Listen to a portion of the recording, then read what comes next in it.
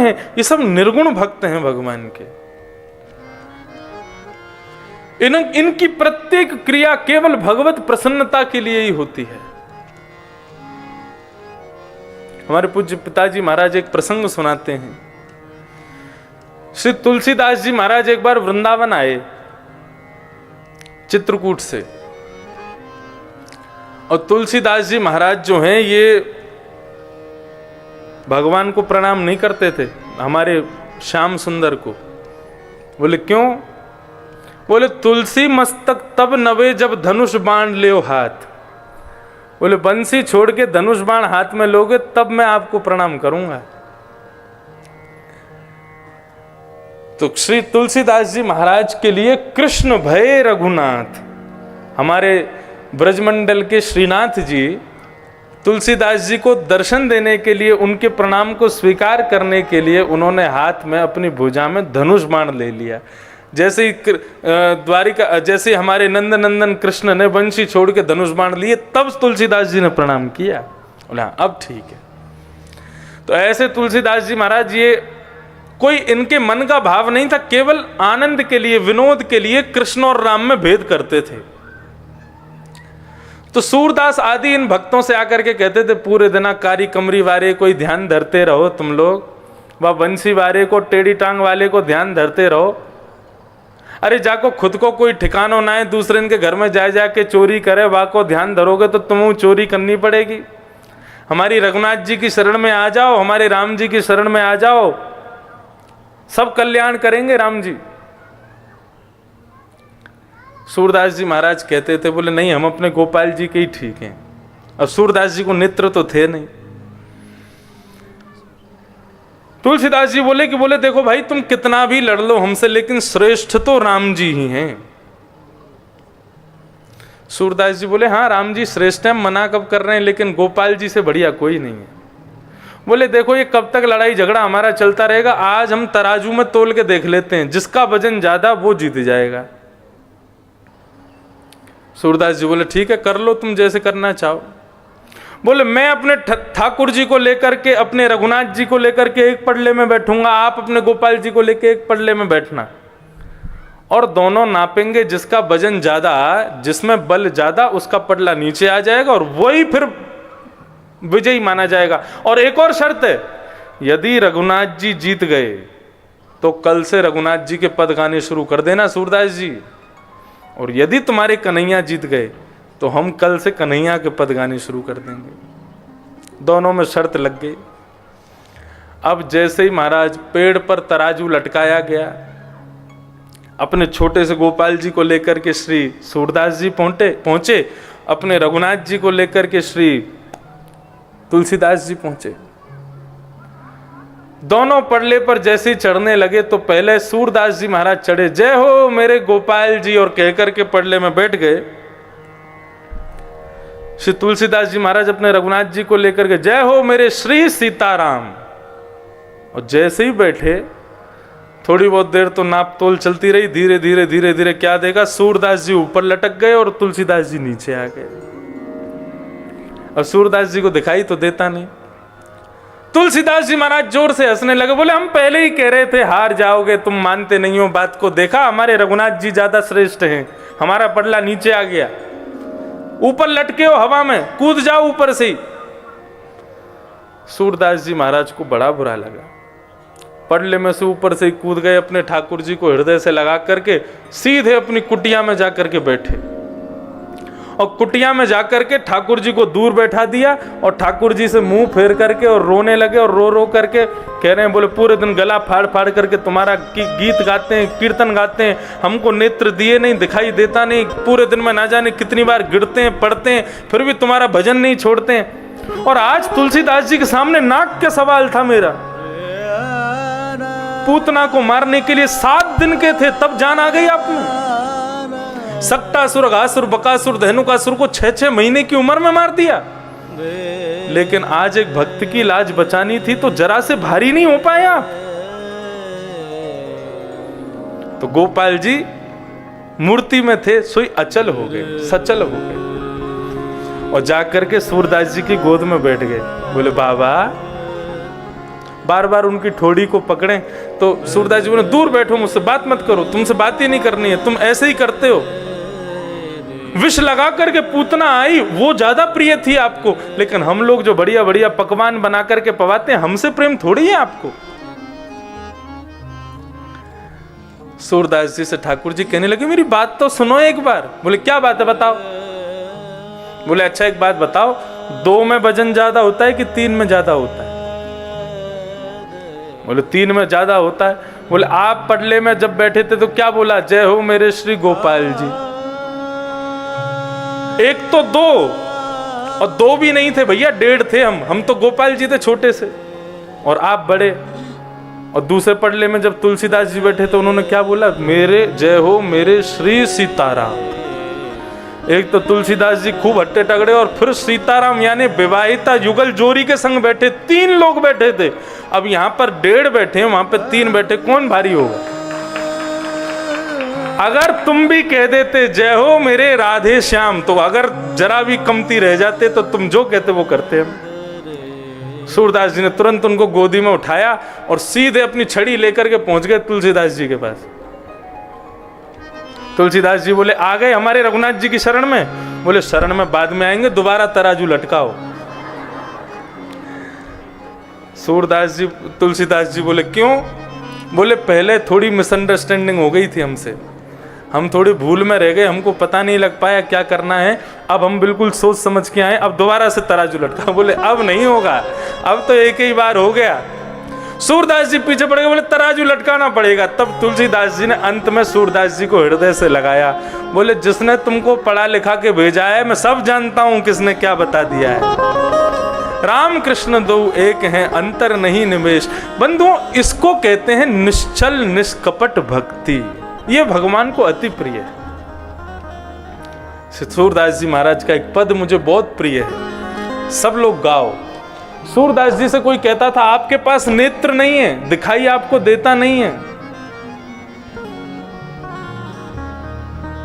आप नेत्रहीन हो फिर भी भगवान का इतना भजन करते हो। जिसने आपको अंधा बनाया उसी का भजन करते हो।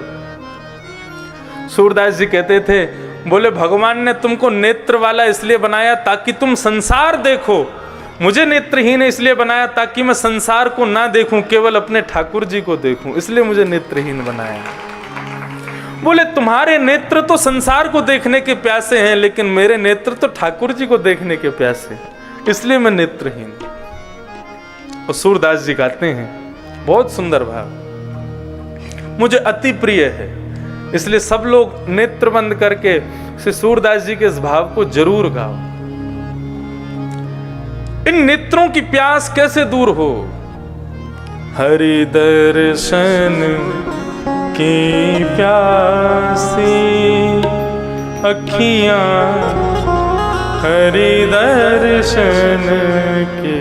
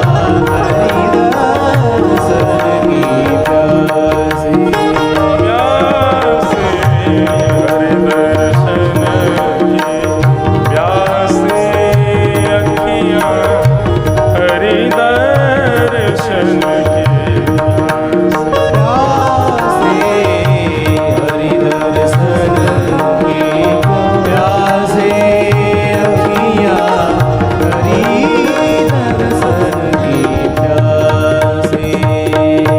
ओ केसर तिलक मोतिन की माला वृंदावन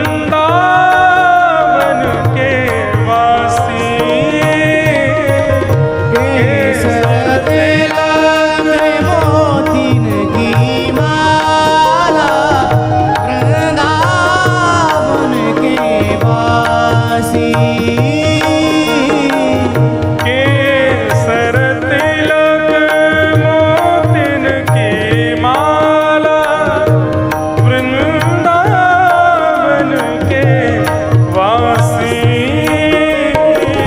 केसर तिलक मोतिन की माला वृंदावन के वासी। सूरदास प्रभु तुमरे दरस बिना सूरदास प्रभु तुम्हारे दरस बिन ले हो करवट काशी। देहो करवट खासी। ले हो करवट काशी। अखियाँ हरि दर्शन की प्यासी, हरि दर्शन की प्यासे, अखियाँ हरि दर्शन की प्यासी। प्यासी, हरि दर्शन की प्यासी। अखियाँ हरि दर्शन की प्यासी। प्यासे, हरि दर्शन की प्यासे, अखियाँ हरि दर्शन की प्यासे। हरि दर्शन दर्शन की प्यासे, हरि दर्शन की दे। केसर तिलक मोतिन की माला श्री वृंदावन के वासी। सूरदास प्रभु तुमरे दरस बिन लेहों करवट काशी। यदि इस जन्म में मुझे दर्शन नहीं दिए, आपने ये केसर तिलक लगा के मोतियों की माला पहन के, हे वृंदावन के वासी, यदि इस जन्म मुझे आपके दर्शन नहीं हुए तो लेहों करवट काशी। काशी में जाकर के करवट लेने का मतलब है कि अपने प्राणों का परित्याग कर दूंगा मैं।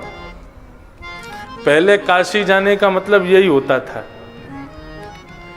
काशी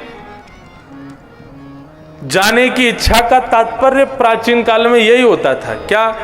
क्योंकि लोग यही कहते थे जन्म कहीं भी हो लेकिन अंत्येष्टि हमारी कहाँ हो? बनारस में हो, मणिकर्णिका घाट पे।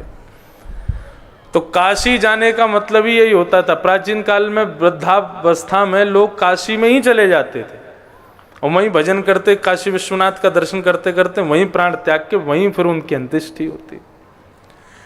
तो श्री सूरदास जी महाराज का ये भाव, इसको कहते हैं निष्काम भक्ति। भगवान कहते हैं मुझे अति प्रिय है जो प्रत्येक परिस्थिति में मेरा ही भाव का अनुभव करता है और प्रत्येक परिस्थिति को मेरे ही कृपा समझ करके जीता है, चाहे वो अनुकूल हो चाहे वो प्रतिकूल हो। इस अनुकूल प्रतिकूल परिस्थिति में भी मेरा अनुभव करते हुए जो जीता है, ऐसे व्यक्ति को भक्त कहते हैं। उसको भक्त कहा जाता है। तो भक्ति महारानी के पीछे यदि आप अनुगमन करोगे तो भगवान फिर आपके पीछे अनुगमन करेंगे, जैसे उस भोंदू के पीछे पीछे भगवान चल रहे थे।